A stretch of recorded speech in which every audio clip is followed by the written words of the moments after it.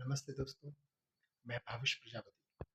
आज हम इस वीडियो में बात करेंगे जीवन परिचय के बारे में, यानी कि अपना जीवन सफर।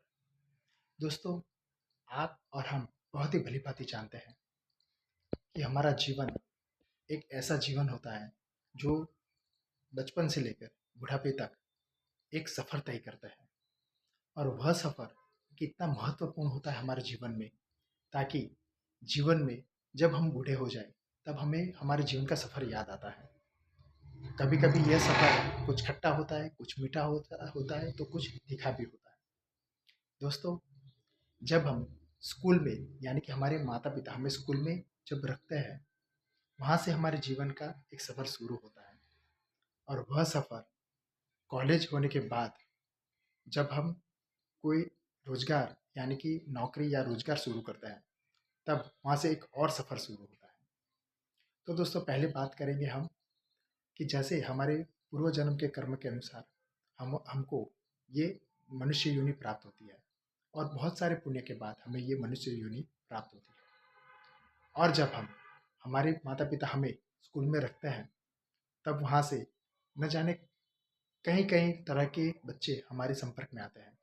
और वहाँ पहले तो हमें पता नहीं चलता, लेकिन जब हम स्कूल में आगे चलते जाते हैं, पहले से दूसरी कक्षा, दूसरे से तीसरी कक्षा, तीसरे से चौथी, पांचवी, ऐसे करते करते जब हम कॉलेज तक पहुंचते हैं, तब वहाँ पर भी हमें नए नए दोस्त मिलते हैं। और वैसे दोस्त जो कभी कभी स्वार्थी भी होते हैं और कभी कभी निस्वार्थ भी होते हैं, यानी कि अच्छे भी होते हैं। वहाँ से हमारी शुरुआत होती है। दोस्तों, जब कॉलेज पूरी करने के बाद हम रोजगार या नौकरी धंधा करते हैं, तब वहाँ पर भी नए नए लोग हमारे संपर्क में आते हैं, और वही लोग वहाँ पर भी नए नए दोस्त बनते हैं। दूसरी बात कि जब हम जहाँ पर रहते हैं, वहाँ पर भी हमारे नए दोस्त बनते हैं। यानी कि जैसे कि हमें एक शहर से दूसरे शहर जाना हो, और वहाँ पर चाहे आप बस से जाओ, ट्रेन से जाओ या प्लेन से जाओ, हमारे आस-पास भी कुछ लोग हमारे जैसे ही मुसाफरी करता है, यानी ट्रैवलिंग करता है। जैसे ही हमारा दूसरा शहर आ जाता है, लोग उतर जाते हैं और अपने-अपने मुकाम पर पहुँच जाते हैं। वैसे ही स्कूल से लेकर जब हम कॉलेज तक जाते हैं, यानी बचपन से लेकर बुढ़ापे तक भी मान लीजिए, तो हमारे जीवन में बहुत सारे लोग संपर्क में आते हैं। हमारे जीवन के सफर में बहुत बहुत सारे लोग संपर्क में आते हैं। उसमें से कुछ लोग इतने अच्छे भी होते हैं कि हमें कभी कभी याद आती है, हमें जीवन जीने का आनंद भी आता है।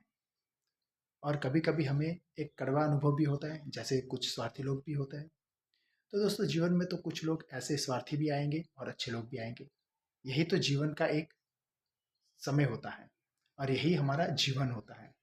जीवन की एक कड़वी सच्चाई भी है और एक हकीकत भी यही है। लेकिन कभी कभी जब हम लोग बैठते हैं, तब हमें एक याद आती है। मैं आशा रखता हूँ कि आपको भी याद आती होगी। यानी कि आपके संपर्क में जो जो लोग आए थे, उनकी अच्छी अच्छी यादें, अच्छी बातें एक यादें बन जाती है, और वही बातें यादें बन के हमें याद आती है। दूसरी बात, जीवन की एक और भी सच्चाई है कि अच्छे लोग ज़्यादातर हमारे संपर्क में नहीं रहते। क्यों? क्योंकि उनका जब मुकाम आता है, तब वो उनके मुकाम पर पहुंच जाते हैं और हमसे कहीं दूर होते हैं। और कुछ लोग भगवान के घर भी चले जाते हो। तो कहने का मतलब यह है कि अच्छे लोग होते हैं, उनकी कमी होती है जीवन में। लेकिन कभी कभी हमें जीवन में ये भी होता है, आपको भी होता होगा, कि जो करना था ना किया, और जो करना था वो रह गया, और जो ना करना था वो कर दिया। तो कहने का मतलब ये है कि आज से ही शुरू हो जाओ। ये मनुष्य योनि हमें ऐसी मिलती है, बहुत अच्छे कर्मों करने के बाद ही मिलती है। तो इस मनुष्य योनि का सदुपयोग करें। और दूसरी बात, अगर आप अच्छा जीवन जीना चाहते हो, तो जैसे सुबह उठते हो योग प्राणायाम करें, पंखियों को दाना डालें, और पूजा अर्चना करने के बाद आपके आसपास में रहते जितने भी वरिष्ठ नागरिक हैं, उनसे बहुत ही कोमलता से, सरलता से पेश आए। और आपके आसपास में जो गरीब बच्चे हैं, यानी कि जिनकी आर्थिक स्थिति अच्छी नहीं है, तो उनको पढ़ाई लिखाई में मदद करें। फिर देखिए, आपको जीवन जीने का आनंद आएगा।